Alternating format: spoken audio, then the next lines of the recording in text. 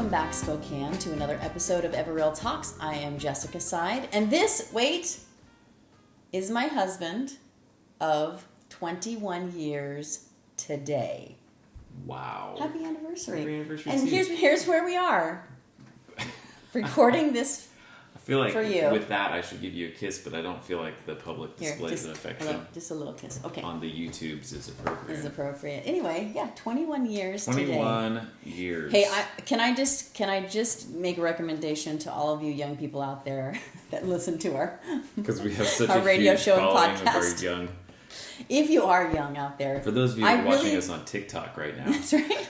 I really recommend that you get married in a year that is a zero. All the zeros. So you'll have to wait A long time. Yeah, almost 1,000 years. But yeah, being married in 2000. Great idea for both of us because we're not good with dates. You want to know what's funny is some of you might know that I'm a little weird with numbers. So like if it's like in 2011, for example, I was born on November 11th. Yes. So 11/11/11 was a big deal to me. That's true. Today, I write in my journal often in the morning. I was writing, and I was He's a writing the date, and I thought, oh, that's cool, 21 years, and it's 2021. Like there was a moment, I'm like, oh wait, every single year, anniversary has that date, so it's not special anymore.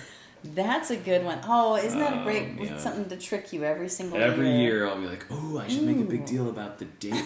Our anniversary number and the year is the same. A big deal.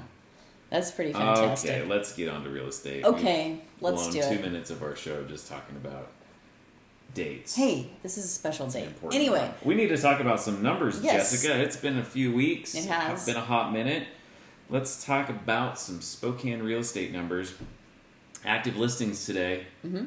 212. I'm sorry, is this the middle of May? Like, what in the heck is going on? Yeah.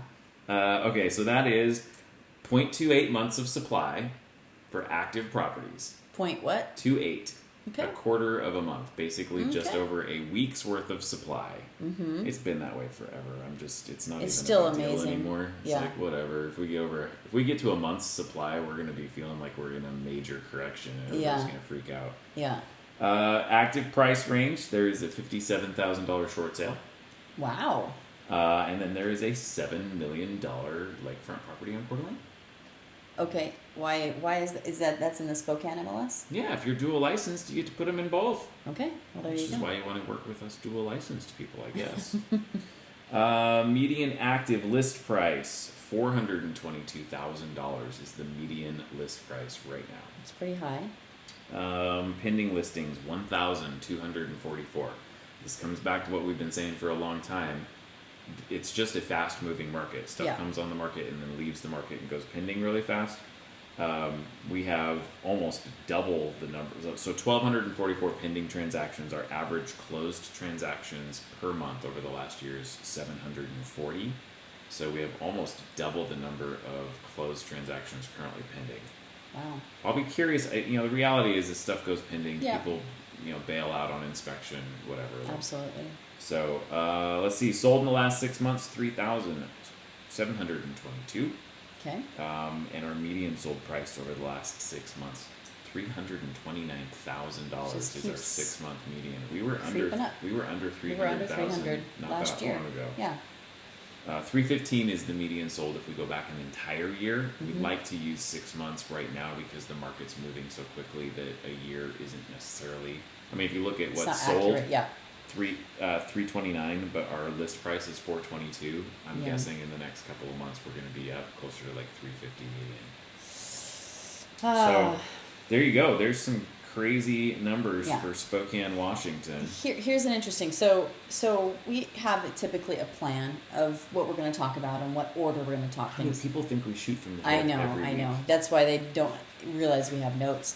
No, but I didn't realize how well this was going to fit in because about a week ago, I got a call from one of my brokers, and it was kind of one of those moments of I just spent another weekend with my buyers, not just one set of buyers, but other, a few sets of buyers. I made over $2 million worth of offers, right? In a single weekend? In a single weekend, $2 million worth of offers.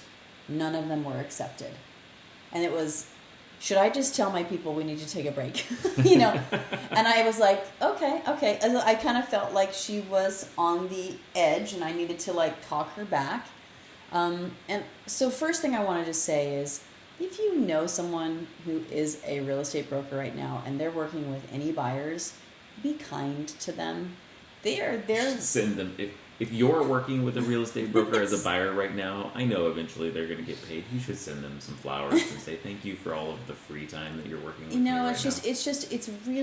It's a hard time. It's demoralizing. And so I wanted to just kind of talk a little bit about what she and I talked about, which some of this I understand we've talked about before, but I talked about that those who win are persistent and consistent. And so if you need a couple days off, take a couple days off. Tell your clients, I have someone covering for me. Maybe you need a weekend off, because your spouse maybe doesn't work on the weekend.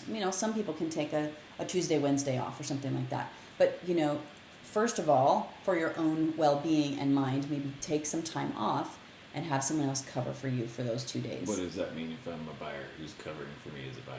Oh, okay. So if you're working with a buyer's agent, then, for instance, I have people that I trust that I can say. So okay. I'm sorry, I was confused. You're talking to actual agents. I'm talking to the agent because the buyer. She was saying, maybe we should wait until next month. I'm like, I don't think it's going to get any better next month. So I don't think that you should tell your clients we should wait when they want to buy a house. If they want to wait, then that's another thing. But maybe you as a broker needs to take a little bit of time off. So right? If I'm a buyer, though, how does that apply to me? Like, should I be taking time off? Or I think that if you are feeling so incredibly discouraged that you need a mental break, that's not a bad idea. Like, just take a day off from looking at it, thinking about it, refresh yourself. But I will say this, that persistence and consistency are the people that are going to get those houses. I mean, that's just the reality. Yeah. So, taking a month off, not recommended, because again, the trajectory is not changing at this moment. At some point, I believe it will flatten out, but it's not doing it right now. The other thing, and this is, I think, even the most important thing that we talked about, is you need to talk to your buyers about lowering their expectations. Because if I'm looking in the 300 to 350 range, and and 350 is as high as I can go, and I'm looking at 350, and there's properties are going for over 400, which is not that unusual, then guess what? I need to start looking at 250 to 300, which means you do have to lower your expectations on size, on quality, I mean, a lot of things, on condition, and that's the other thing is, we've got a little, I said, I came up with this at the moment because I was like, there's a problem because buyers right now, and it's been this way for probably the last, I want to say handful of years, maybe the last 5 years. I remember when we were looking for a house, we were just looking for a house. Like, we didn't necessarily care how cute it was. That was not the job of the seller for someone who was getting their first home. But what I am seeing is that people are in Pinterest purgatory, where they just think that the house has to be perfect and cute and adorable and all the decorations have to be there and the tile has to be great and the yada, yada, yada, yada, yada. That's great, but those houses are more expensive. Yeah. And you're going to have more competition for those. Don't be afraid. I feel like somebody from like the 1920s that's talking to their kids in the 1950s saying, you got to put some sweat equity into this house. And that is what I feel like saying to people is don't be afraid of those houses that aren't super cute because you can make them cute. You should be inspired by that. Yes. I mean, the reality is that we didn't even have YouTube available to us. Guess what? Oh my gosh. Every one of us now, you don't know how to tile your kitchen? Just look it up. Yeah. I mean, there's so many resources and the value, the sweat equity. Yeah. Like, if you're having trouble buying right now, then look for the deal that it's going to take a little bit more work. Yeah. And you'll, not only will you be able to afford to buy a house, but your position in that house, like, when we talk about sweat equity, and I think it's important to not assume that everybody understands what that means, but the reality is that I'm going to do the work and I am free in my own house, and so for the cost of materials and a handful of weekends, or maybe my entire summer, I'm gonna create tens of thousands of dollars in equity through the sweat of my own efforts. Yes. And so, I mean, maybe you should be inspired and looking for that. And there are not a ton of those deals out there right now either. But I think that if you can, again, if your cap is $350, you're now competing with people that can go up to $400. So you need to get down so that you can be at $300, and you're competing now up to $350. Yeah. So anyway, those are just some ideas. Watch out for Pinterest purgatory. Okay, it's not a good place to be. Now, switching gears here. If you're a seller, Pinterest purgatory, baby. You want your house to be Pinterest perfect. Okay, so here's the deal. While Matt was on a little trip with our son, they went to Yellowstone. Isn't that cool? That's pretty cool. It was a field trip for school. That's true. When Matt is away for trips, I actually like to try and do something bigger, because I'm not having to deal with kind of the everyday. Having to deal with Matt. No, because a lot of times you'll take a kid with you or something like that, so I have fewer people to take care of, and I can just kind of fly by the seat of my pants. And so I like to take on a big project. So this year I took on a project of my back patio. Now, the reason why I want to bring this up as far as Pinterest is because I made it look really, really great. And it looked really, really crappy before. So I want to talk about that process a little bit, because whether or not you're a seller or you're just somebody who is trying to get their house from kind of looking to something that they really love, I'm going to give you some advice. This is good. Is this good info. Okay. So, the first piece of advice is send your husband on a long trip. There you go. Advice. Or your significant other. I know. I remember at one point working on some, trying to do some research and finding out what I wanted to do, and thinking, I'm not going to make dinner for anybody right now. We don't necessarily have like what would be traditional, like I do the cooking and you do the, and I do the cleaning. But I am a better cook than Matt, and I like to cook, so I do the cooking. He does the cleanup afterward, though. So, but I didn't have to do either one of those things. Okay, so here's what I wanted from my back patio. First of all, let me explain. So we're sitting right here in our dining room, and to this side is some French doors. And those French doors lead out onto a patio that's a little over 8 feet by 9 feet. I know because I did a diagram. And on that back patio used to be our barbecue with one of those ugly covers, a little carpet, what else was out there? The table. A big long table that I have, like a commercial prep table that I like to, when I have parties and stuff like that, I can prep my food there, or we can use it as a buffet, and our little portable pizza oven. All on this patio. Well, it was winter time. We had to store stuff under and every piece of crap that my family decides to leave out on the back patio on the table. Coffee grounds, toys, helmets, anything that needs to go out to the garage that never gets put in, they just put it in the... Coffee grounds. People are super confused right now. Doesn't matter. No. It's for the garden, everybody. Okay, it's for the garden.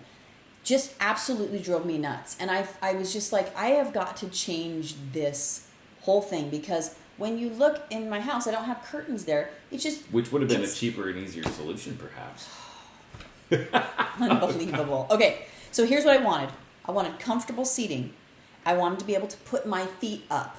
That's an important piece. I wanted a place to set drinks. I wanted a place that I could spend time in the evening. I wanted to make sure it was shaded. I wanted to bring the inside out. In other words, I like the inside of my house and it looks cute. And when I look out there, I want to go, oh, that's cute too. I wanted there to be plants. So I wanted there to be life around me, and I wanted there to be music. Okay. So here's what I did. That's not asking for anything. It's not asking for anything, but I'm going to show you how easy this was to do. First of all, I'm going to tell you exactly what I used to paint the patio. So the patio needed some work. It's more of a porch than a patio, just to clarify. That's right. Kind it's of a little concrete porch. I mean, a big concrete porch, not a little one. 8 by 9, approximately. Okay, so Sherwin-Williams. First, what I did is I power washed it off. I actually did I used a grinder, a chisel, I chiseled some stuff, and I did some grinding to kind of smooth out some parts where there had been some old brick. I used a power washer. I used a degreaser that, what's that green? TSP. It's not TSP. I used Oh, it was Simple Green with Simple TSP Green. in it, though. No, it's Yes. a TSP alternative. Okay. So Simple Green to degrease it.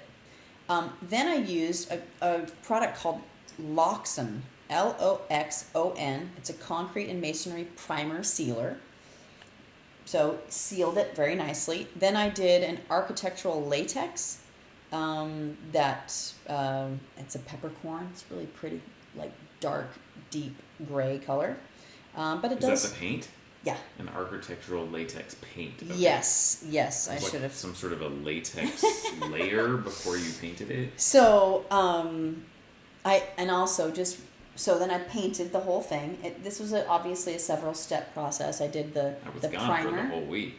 I did the primer, and then I did 2 coats. Now here's something: just make sure you don't like lock yourself out of the house and not able to find a way to get back into your house. I watched a YouTube channel where because you can't walk across your patio. Right, you can't walk across your patio, and this couple had painted their big thing, and they had left their keys and their phones inside, and so they could not figure out how to get back into their house. Maybe paint toward your house so you're in the house when You you're can done. figure that out.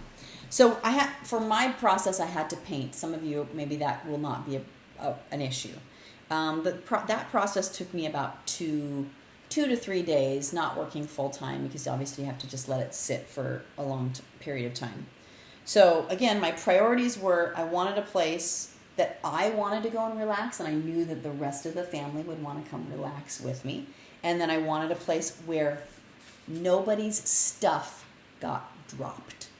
That was very important to me, and Matt knows, because one of the arguments that we have on a regular basis in our house about stuff outside of those doors. All right, so obviously I had to do it on a budget. So here is the final, like, what I did for each of these things. So comfortable seating. Gosh, you guys, there's so many options, and some of them are so expensive. Like, that was the big thing for me. I had to decide. Chairs are ridiculous. I don't know who decided chairs needed to be so freaking expensive. I just knew that I was looking at stuff that was like anywhere between, like the cheap stuff was like $150, and the expensive stuff was like $450. I was like, I don't think that's where I want to spend my money. So guess what? I got plastic Adirondack chairs, and they're so comfortable. They recline. You can put your head back on them. They're perfect for me. So that's what I went with, because I didn't want to spend all my money there. I want to be able to put my feet up. So I got a coffee table, and I got a kind of a smaller octagon, I don't know, it's actually 8 sides, but coffee table. I have a side table for my drinks. We already had lights, so for evening, I was going to be able to have lights. Mm-hmm. Now, shade is really important. We have a little, like an old 50s metal covering over our porch. But I would definitely say, if you are thinking about doing something like this, splurge on like an umbrella if you don't have a covering, and get one of those big ones that, like, not the ones that like stand straight up and then open centrally, but the ones that that come from the side. You get those, I think you can buy them at Costco. They're between $300 and $600.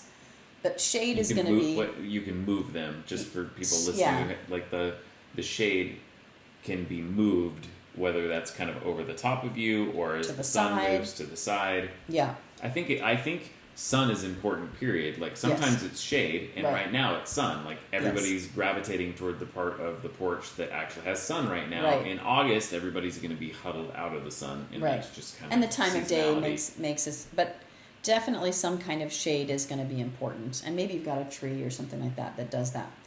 Bringing the inside out. I wanted there to be decor. I wanted it to be pretty. So I got a carpet. I got an indoor-outdoor carpet that's beautiful. It brings in the navy blue from my house. Plants. So I did both living plants and some fake plants. And I'm glad I'm doing that, because I know that for sure if something dies, the other things will look like they're alive. Stuff will live. I also wanted to use vertical space, so I have the covering is held up by some what would you call those?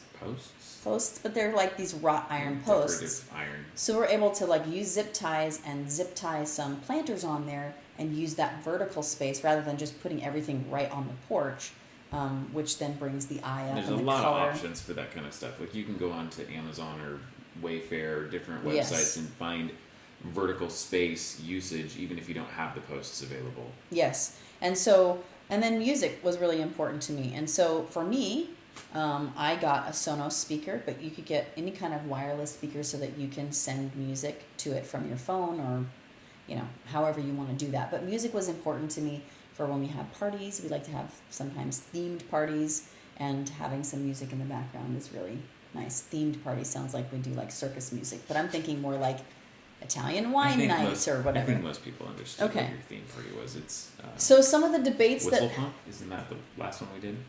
A Whistlepunk thing? We did not. We did a steampunk. It was super that's cool. What it is. Steampunk. Whistlepunk. Super cool. Downtown. That would be hilarious. Make our friends all come in steampunk. I want to do it. Okay, so anyway, I was able to use the places in town. In-Home, World Market, Target, Ace were the places that I was able to get stuff all in Spokane. I didn't have to wait for it, which was a big thing for me. There was two things. Didn't you want to not have to wait for it and then have an easy return if something didn't work out? Yes. And the convenience of Amazon is great, but it isn't as convenient as they try to make it. It's not the same to take it back. But no. And I like to be able to touch stuff, and so I'm just going to give just the basics. On the carpet, side tables, I got 2 side tables, the octagon table, the planters, the live plants, the fake plants, and the chairs. I spent $375. Now, I feel like this is one of those HGTV shows. Right? Cha-ching, $375. Now, I paid a lot more for the Sonos, just so you know. And I already had lights. I already had coasters. I already had the paint and the materials, so that was not too expensive. And I had a covering. So if I were to kind of change it up, I would get a cheaper, music system and get the umbrella. And I've got a few other things that I'm going to put some herbs out there and some decorative pillows. I want to have some heat out there, so we'll talk about. Now, as far as like before and after, aren't you going to have some before and after pictures in our newsletter? We do. We're going to have that in our newsletter. So just a quick plug for the newsletter. If you're not on the newsletter, can they just email us at info@everreal.com? Yeah, absolutely. Probably the simplest. Yeah, and we then just send out a newsletter once a month. It's not a lot of stuff, but we try and share some personal stuff and give some good information at the same time. So I know that's a lot. Babe, do you have enough time to even talk about your stuff? Well, we've got time to spare, so let's talk about some stuff. So, inspiration. I got history this week. You do. Should you wait for this? Now, I'm going to have this conversation on air. Should we wait for the history so we can talk about what's happening in Spokane? Yeah, maybe we should. Okay. Maybe we should. So, you're going to have to tune in next week because we've got some interesting history that came from one of our traditions on Mother's Day, which was last Sunday. Mm-hmm. And so we'll just leave that out there. It's going to be, you'll want to tune in. You'll want to tune in. So let me just say this. What are you going to say? Let me just finish off. The patio was a huge success. You and Benson came home and were shocked and wanted to sit out there immediately with a drink. Yeah, no, she nailed it. It's really fabulous, and we did have both of our moms come over on Mother's Day, and Matt's sister. The 4 ladies sat outside. The 4 of us were able to sit and chill out on this beautiful it was porch, great. and it really is so very pleasing. Yes, I accomplished the goal. Before we go into what's going on in Spokane, Washington this weekend and in the near future, I did kind of not mention some numbers that came out from the Association of Realtors for April. So those don't come out until May, of course. Just some really crazy numbers. Average price from April of 2020 to April 2021, comparison-wise, 29.3% increase in average price in 1 year. That's a lot. The median price is up 27.3%. So that's almost 30% increase year over year. Inventory, of course, is down, which is also a really insane number. Current inventory is down 68.8% from last April, which I'm kind of again, confused. just because everything is going under contract so fast. In April, there were 10 days supply, which is kind of where we're at right now based on what we were just talking about. Yeah. Anyway, sales are up though, 20.5% increase in sales, but that's partly because of COVID. I think like April numbers in 2020 were pretty kind of compressed because of the fact that that was right when everything kind of shut down. Yep. So anyway, so those are just some quick numbers that are kind of crazy. So what's going on in Spokane this Actually, this week? is exciting because we haven't really done much of this. Because hardly a darn thing is going on in Spokane. But as we get our vaccinations, things are starting to open up, but more people are doing things because they're vaccinated. Congratulations, by the way. We are both fully vaccinated. Congratulations. And our daughter is halfway there. Half vax Brooklyn. Yes. All right. Oh, I wrote down, we have our little segment we haven't done for a long time called What's to Love in Spokane. Okay. It's really just a few things right now. There's just a few things that jump out. Oh, okay. I can tell you're worried we're going to go over time because I'm adding segments. No. I just think it's funny that there's only a few things. No, there's a few sunny weather. really important things. Okay. Sunny weather. Mm-hmm. Lilacs. Oh, they smell amazing outside. Full bloom right now. Mm-hmm. Hurry because they'll be dead before you know it. The dogwood trees are just there's the most beautiful trees right now. We've got a few in our neighborhood, and then we saw some, on our walk. It just, they're amazing. Birds are. Matt loves. It's another thing to love. Matt is really trying to attract birds to our yard, so he's got a lot of seeds and things that are out there, trying to get them to come. We're friendly. Birdies, come over here. All right, what's happening in Spokane coming up? Let's start with our EvoReal barbecue. Yep. Which is coming up in about a month, June 24th. But you do have to RSVP for this event because we need to kind of manage number of people coming through with COVID protocols and things. Please go to our Facebook page. If you just search EvoReal, EvoReal. It's actually not posted yet, so this is more of a save the date. Save the date. June 24th. What time is it starting? It's evening. 5 o'clock. 5 o'clock. Yep. So June 24th, save the date. It's going to be a lot of fun. More details to follow. More details to follow. Spokane Indians are playing baseball. So I just found this out. Yeah.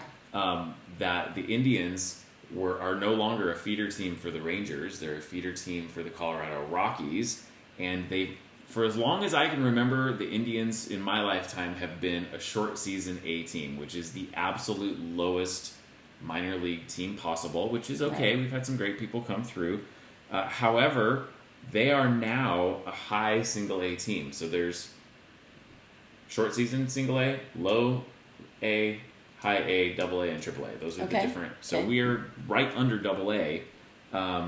Of the 30 players assigned to the Spokane Indians roster, 5 of them are listed in the Colorado Rockies' top 8 prospects, according to MLB.com. So we've got some decent players that they're going to be watching. That's exciting. That is super exciting. The other really cool thing is we have a full season instead of just going like July and August. Like they're playing right now, so get some tickets and go out to the ballpark. Does that mean that we will be playing different teams than we're accustomed to in the past? Oh, well, we'll be playing the same level of team as we are now. So we'll be playing better teams who also have some of their top prospects coming into the minor leagues. Interesting. So it's a big change. It should be fun. Let's see. The Thursday market at South Perry Street is going on. Sweet. So go to your farmer's market. The Pavilion Light Show is happening. Nightly on Friday, Saturday, and Sunday. We have not done that. No, we that haven't. Has got to become a priority. So it runs from sunset to 10 p.m. Friday, Saturday, and Sunday. So get downtown and check that out. And I think, as I said, with what's to love about Spokane right now, it's the outdoors. So get your booty outside and experience Spokane for one of the main reasons we love it so much. Yeah, the reasons why the prices keep going up. And everybody's moving here. That's right. Anything else you want to add before we wrap it up? Do a makeover on your patio, and then you can be outside. Matt and I got ready for this radio show outside on the patio, you guys. So we will see you all next week. Thank you so much for tuning in. If you have any questions about real estate or any of the things that we've talked about on this show, you can email us at info@everreal.com. You can give us a phone call at 509-62-HOUSE. Check us out on all the social media sites. Just search for EvoReal. That's EvoReal. And I think with that, we'll sign off for the day. Yeah, sounds good. Happy anniversary.